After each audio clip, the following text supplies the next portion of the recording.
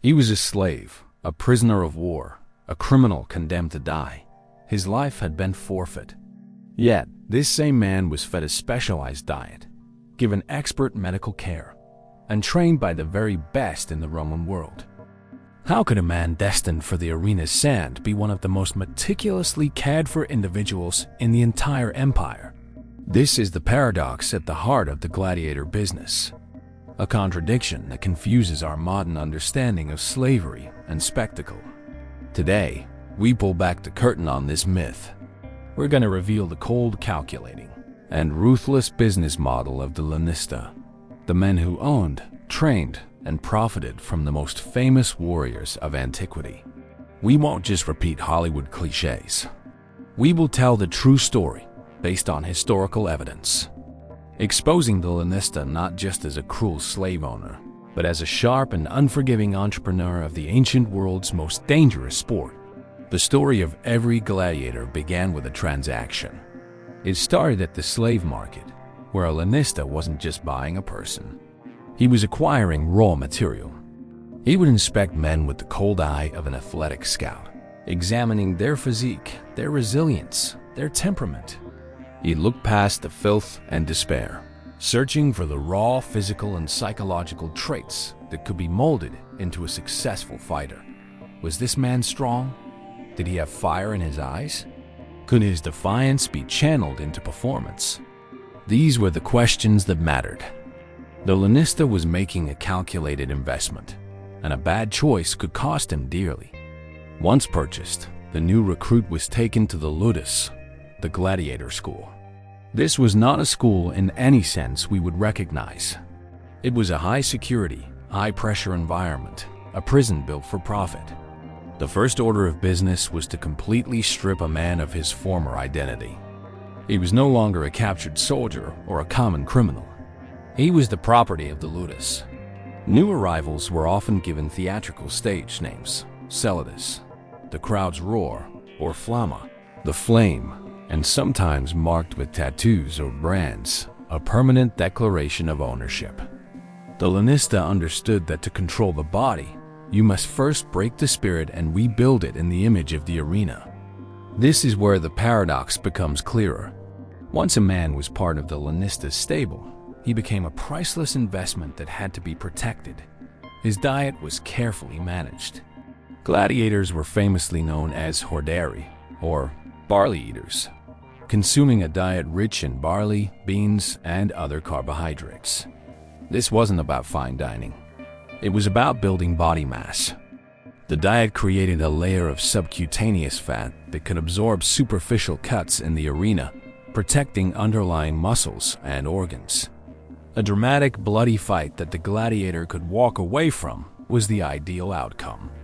And if an injury did occur, the medical care was surprisingly advanced. A Lanista employed skilled doctors, sometimes even renowned physicians like Galen, who served at a major Ludus in Pergamum. These doctors were masters of treating wounds and rehabilitating injured fighters. An injured gladiator couldn't perform, and a dead gladiator was a total financial loss. This was not compassion. It was pure, unadulterated asset management. Every day a gladiator spent recovering was a day he wasn't earning. The training regimen was relentless. For hours every day, gladiators would practice with heavy wooden weapons, far heavier than their steel counterparts. This built stamina and incredible strength.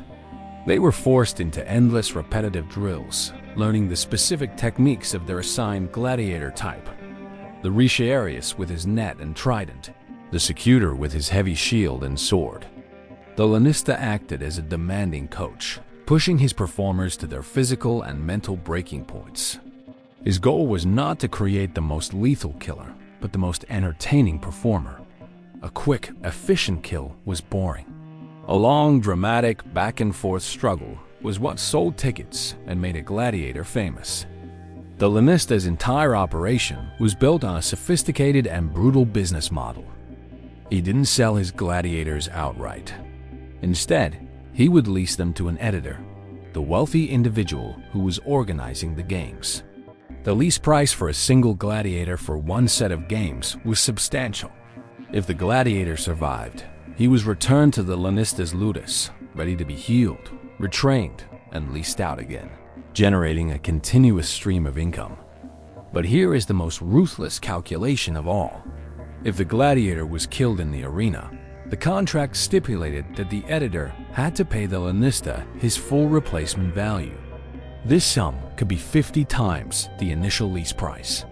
This created a complex financial incentive. A living gladiator was a reliable income stream, a dependable asset. But his death in the arena could result in a massive one-time windfall for the Lanista. For the man in charge, every fight was a win-win situation, financially speaking. Imagine the moments before a fight. The Lanista would be there, giving his final instructions. He wasn't a mentor offering encouragement. He was a manager, a director, focusing on the performance. He would remind his fighter to play to the crowd, to make the fight dramatic, to put on a good show. The Lanista's success was measured in the roar of the crowd and the weight of the coin pouch. Because of this grim trade, the Lanista occupied a unique and controversial place in Roman society. Legally, he was branded infamous, an outcast, a person of ill repute. So, let's return to the enigma we started with. The gladiator was treated like a valuable asset because that is precisely what he was in the cold eyes of his Lanista. He was not a person, but a piece of human capital. And this brings us to a final, thought-provoking question. This system of turning human beings into property for profit and entertainment, has it truly disappeared from our world?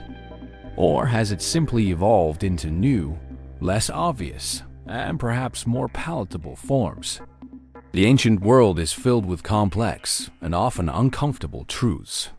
If you're ready to explore more of them, subscribe to our channel for more journeys into the past. Thanks for watching.